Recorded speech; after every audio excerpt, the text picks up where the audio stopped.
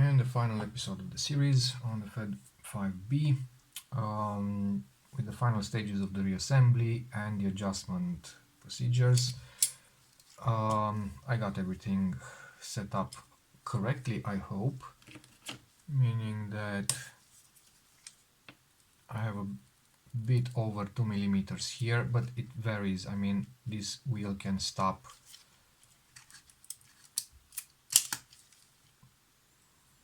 now. I've got 2.5.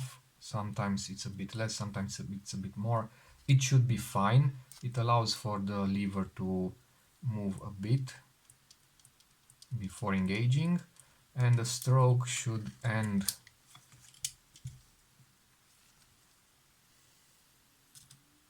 something like this around here, so that's fine.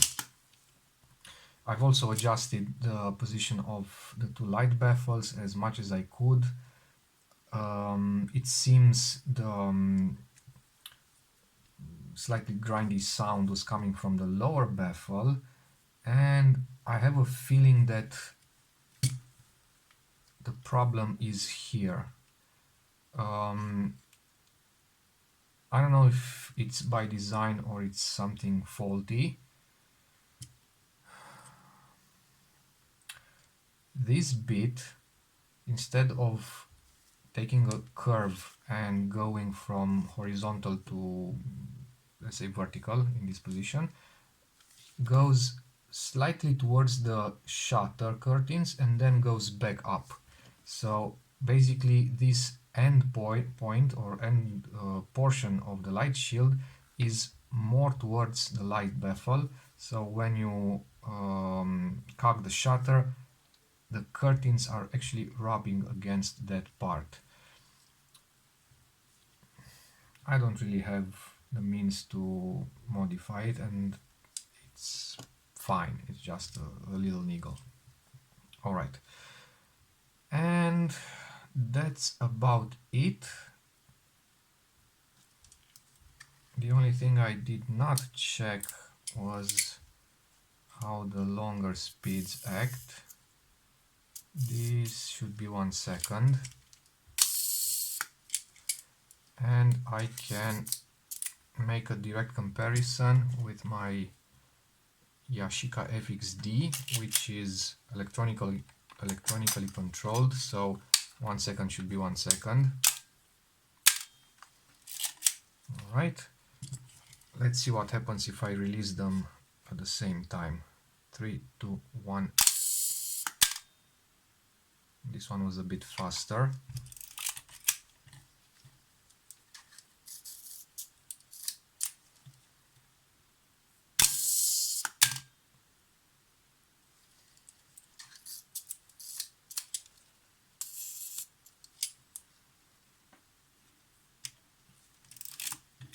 And this is half a second. So at half a second it seems correct, as much as I can tell by eye. 3, 2, 1. For 1 second it's a bit faster, and that's pretty much what I saw before taking it apart. I don't know if I can change it. I honestly don't know how. I don't know if this escapement allows for any kind of adjustments of this sort. So I'll just leave it alone, because I have a hard time believing that anybody is going to use 1 second. Alright, 4 screws here.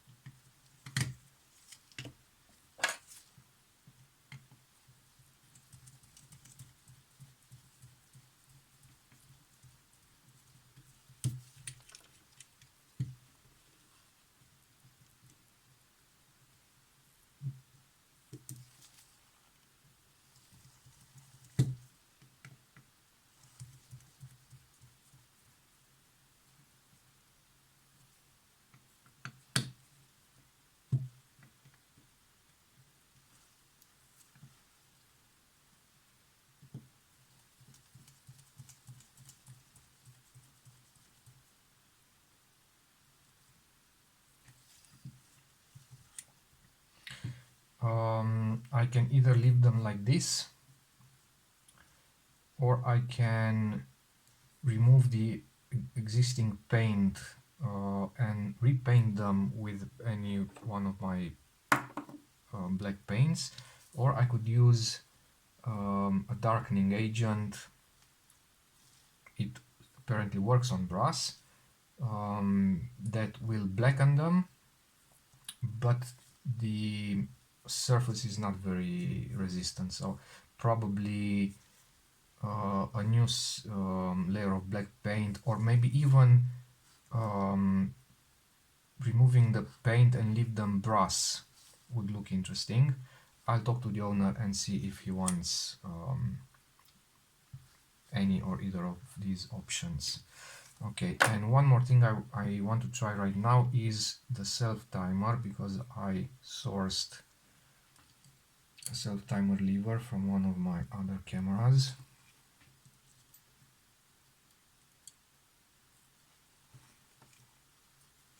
On the feds, the self-timer lever goes pointing down, so the other way from other cameras. And at least in the case of this fed, this screw is reverse thread, so you need to turn it to the left, so counterclockwise to tighten and clockwise to loosen it.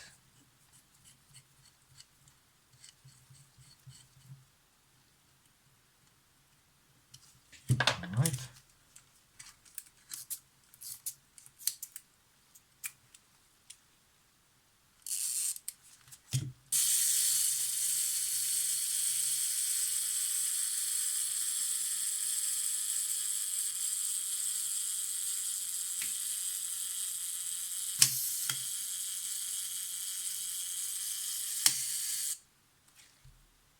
Success.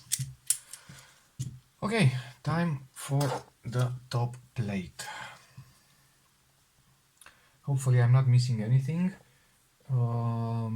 As far as I can see in my parts box, I took out all that I needed, so basically this is what's left after this stage, and everything is here. First of all, this shim goes here, then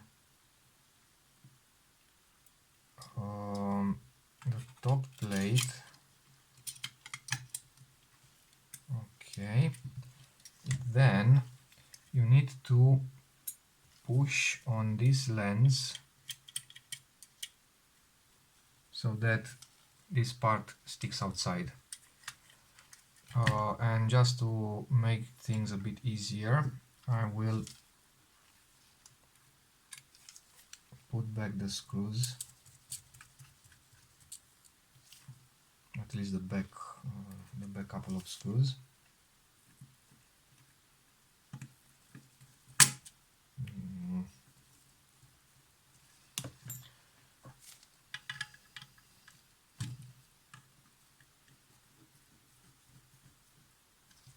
Okay,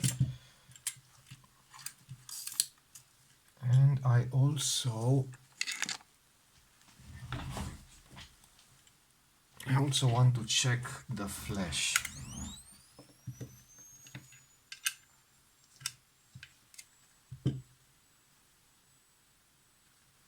I'm not checking for flash sync, I'm only checking for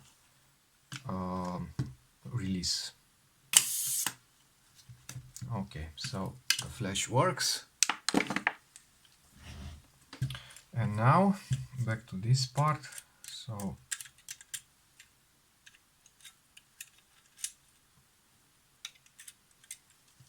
the lens should, the tube of the lens should be pointing out.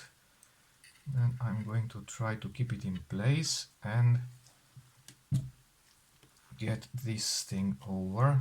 This one has two little grub screws.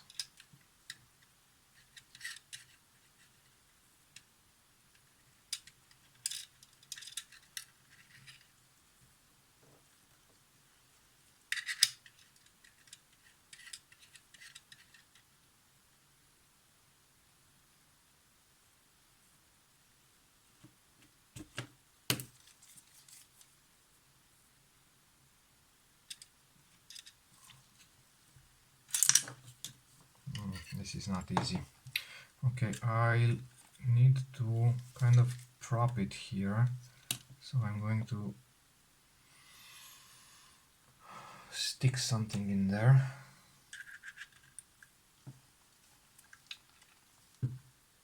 Okay, and inside this tube, I mean inside, on the side of the tube, in my case here, there is a hole.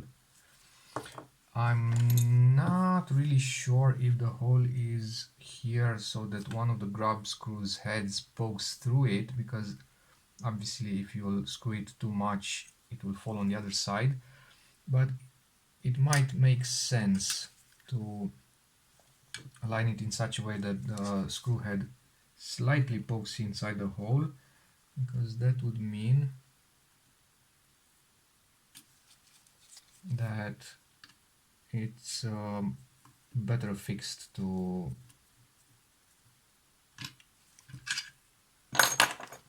the cylinder. Alright, and it works. It's a bit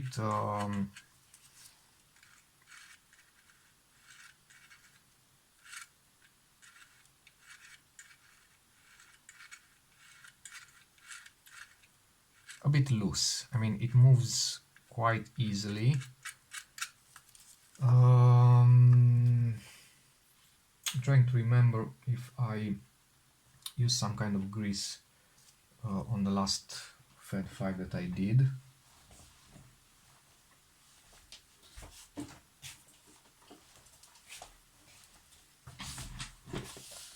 Meaning this one. Oh yeah, this is a lot tighter. So you need to put some effort to move it around.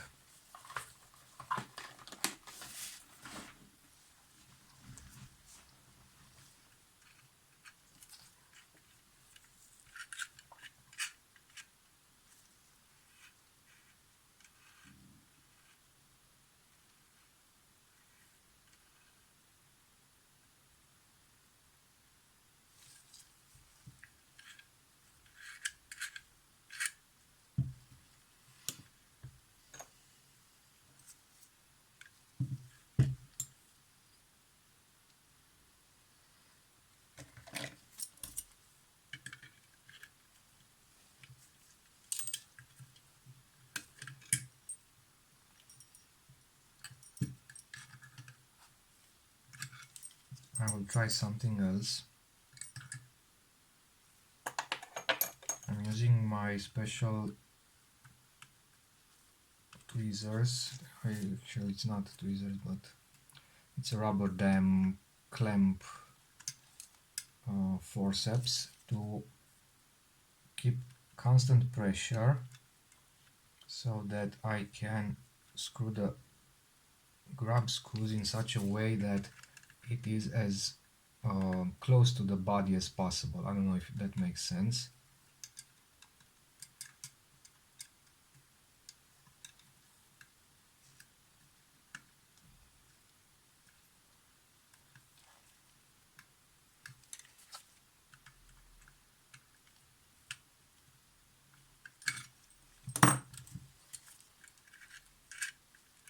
No, it's the same.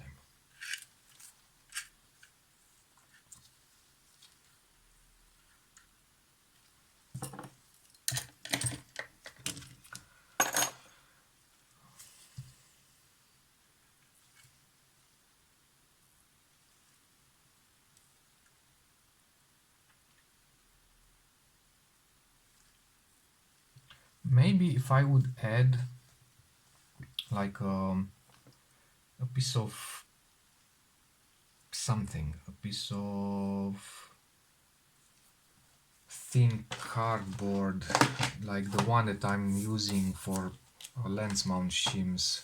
So this one is a bit thick, but it could work. It's about 0.3 millimeters thick.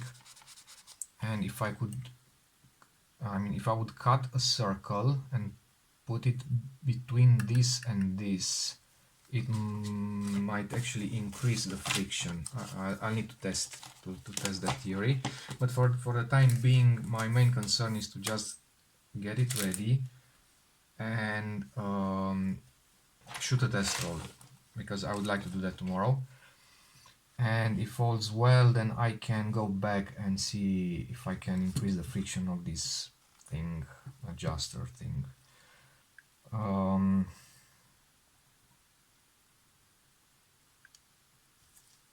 Otherwise,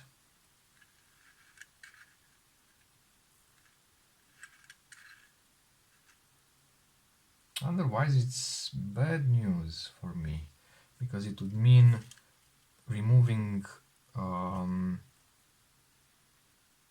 rangefinder assembly again, removing this squarish little box, let's call it, where that lens sits, and somehow enlarging the tube. The tube has, you probably can't see it on the video, it has two cutouts, so basically I could slightly extend it and increase the friction between the tube and the housing. That's probably one option of doing it, but I'll try the non-invasive way first. All right. Next would be this.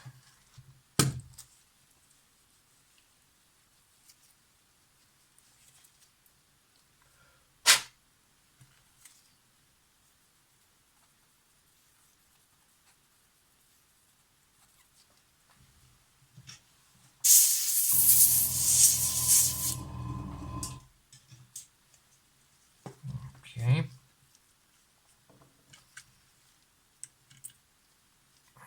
This one should sit something like this, with this little thing with a squarish hole, the hole over this little cam.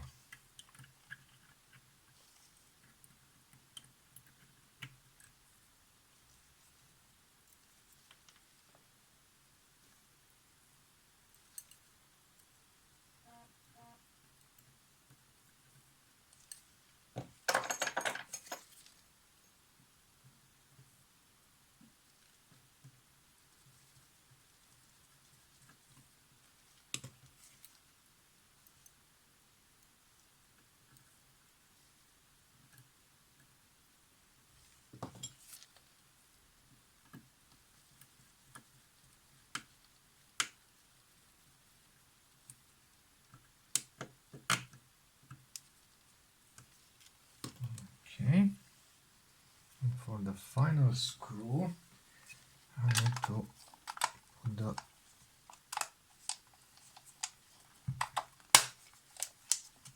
back plate on, so the hole is now accessible.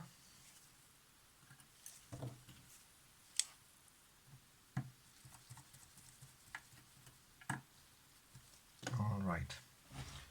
Next, this little gear has a couple of teeth on the larger side and a couple of very fine teeth, I mean a set of very fine teeth on the lower diameter side. The very fine teeth should engage in the very fine teeth of this, because it has on this inner side like a serration. So this one goes there. All right, and now this one should be aligned on top of it, but first I need to reconnect the spring.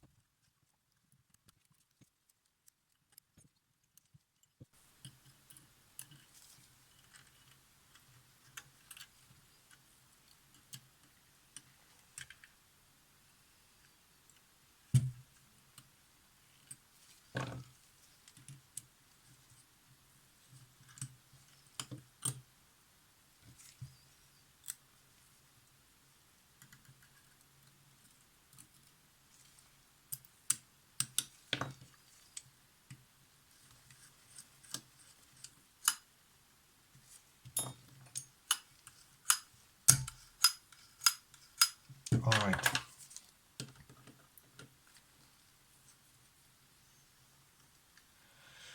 Actually, it's not all right. After all this fucking struggle, I forgot the bloody lever. God.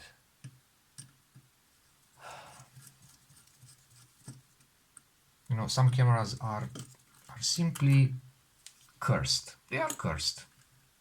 Especially the Soviet cameras. They are cursed by design.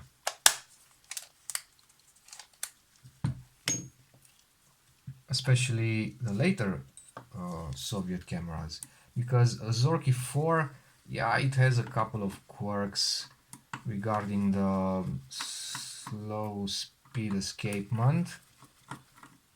But it's nothing major. It's perfectly doable. The Fed 2, yeah, that's an easy camera. Nothing special there. The Zorky 1, that's a simple camera, no problem. But the Zorky 5, the Zorky 6, this Fed 5, Fed 4, the way they decided to do things, maybe to just, I don't know, cut corners probably, to have smaller production costs or something. It's insane. It's insane. And it reminds me of the first Zenith that I opened.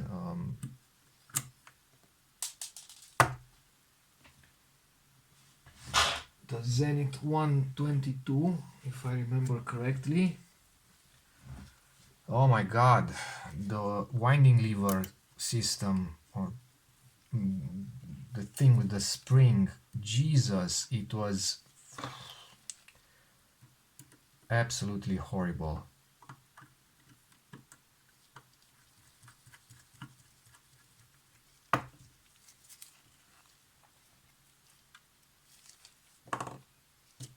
Yeah, I'm just ranting around.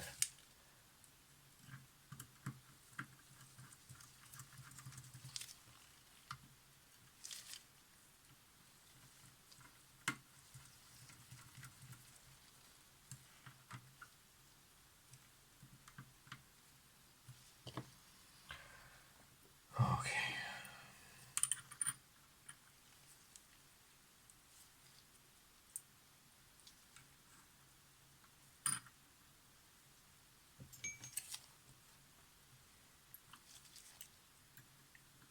Well, it should go a lot easier now because I kind of got the move.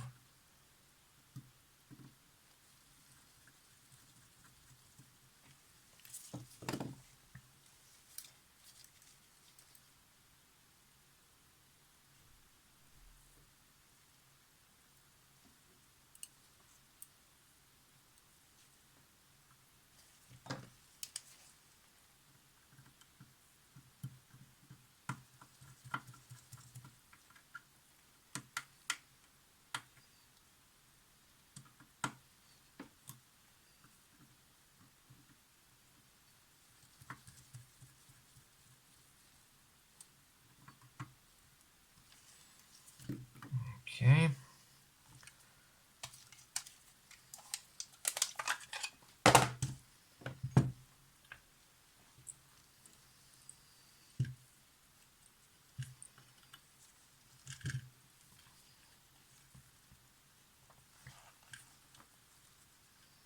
So I'll try to hook the loop in the wire, in the spring, to that post. Something like this. But I guess that worked before because it had a different bend that I kind of changed.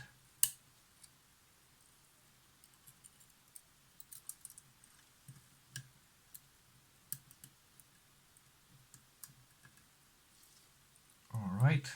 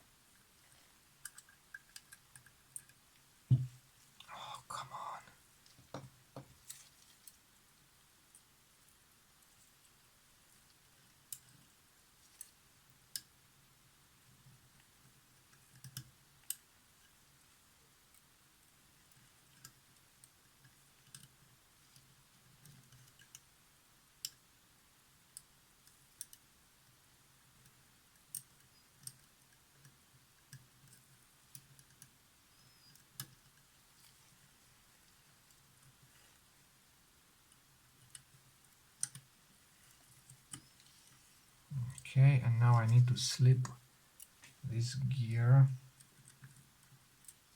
underneath, and hopefully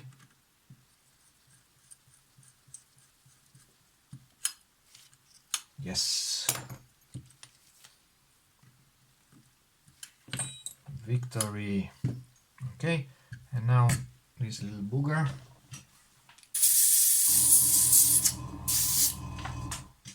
and that will be it.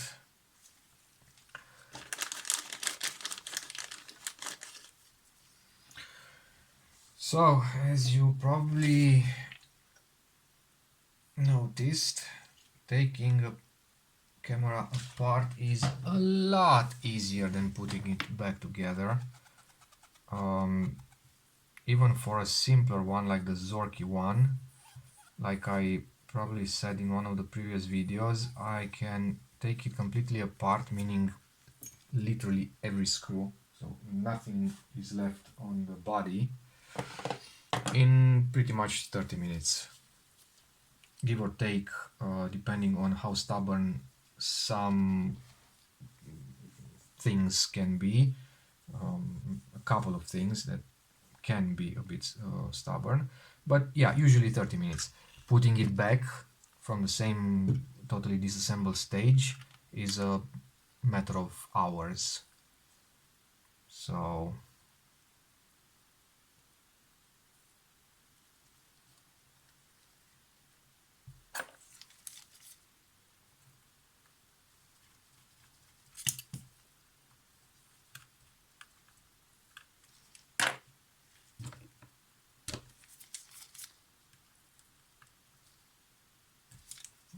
okay, then we have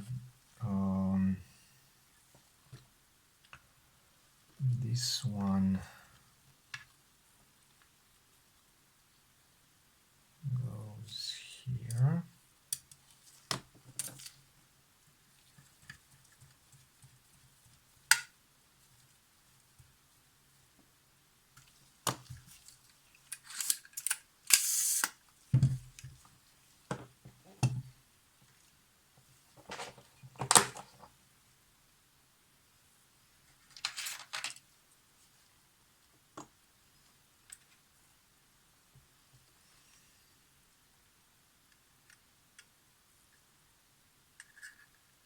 And then this one goes here and that one goes here. Okay, but before that I need to really clean this little piece of glass.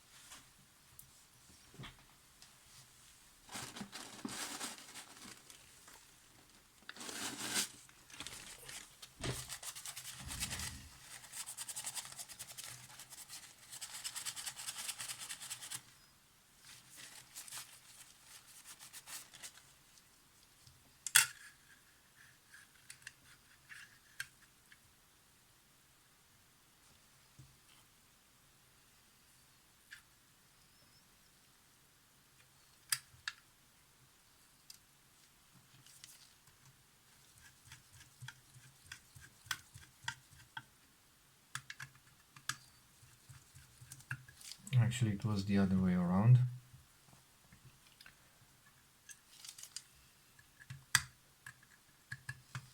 So the thinner, longer screw goes on the left of the camera, and the shorter, thicker screw goes on the right of the camera. There will be this lens after I clean it, but that's part of the rangefinder adjustment. And then I will need to put this back, and in order not to lose the little spring, this one, inside the camera like I did the disassembly, I will keep the camera like this. So put the spring inside, get the trim in, and that will be that. Alright, and I also need to put this one back. The camera was set to half a second, right? So it's that point here between 1 and 4.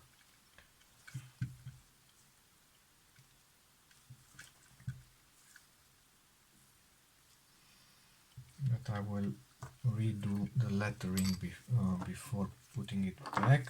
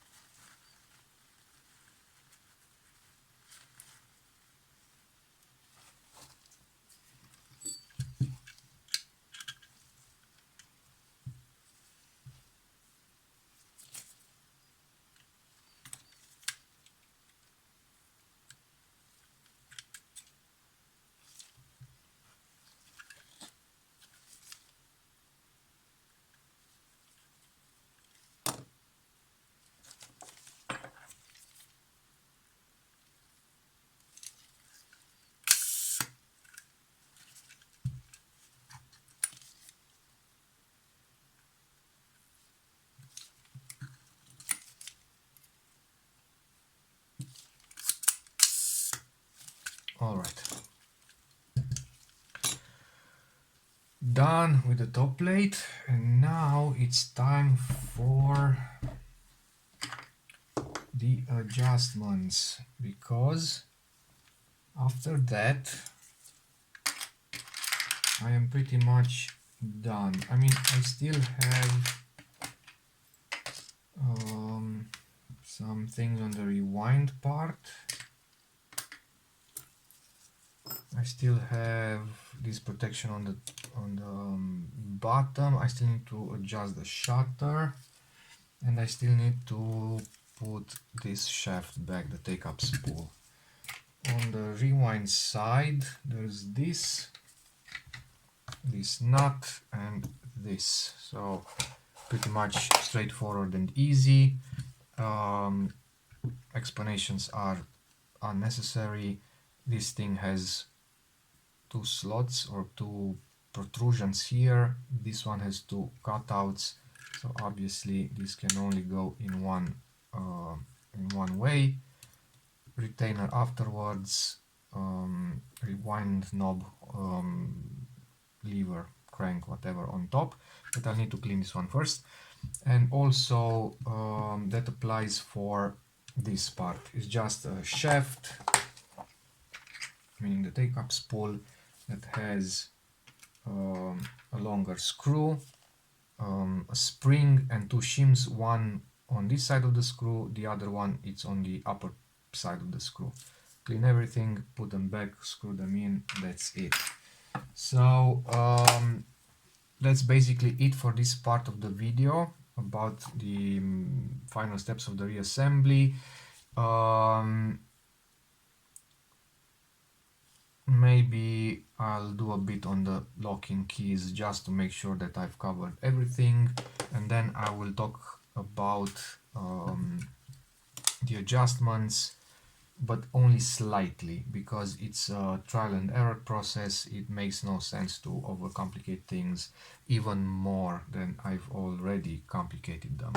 So I'll take a short break, get a smoke, drink a beer, maybe I'll be back for the second part of this last video. Famous last words, right? Alright, so I actually decided to cut this last part shorter because the adjustments are the basic adjustments done to any kind of camera similar to this one, so it's pointless for me to explain them over and over again. I did lengthy explanations on my previous series, like the Zorky 6 and Fed 4, I think, and Zorky 1. Yeah, I talked about adjusting the shutter, the working distance, and so on several times.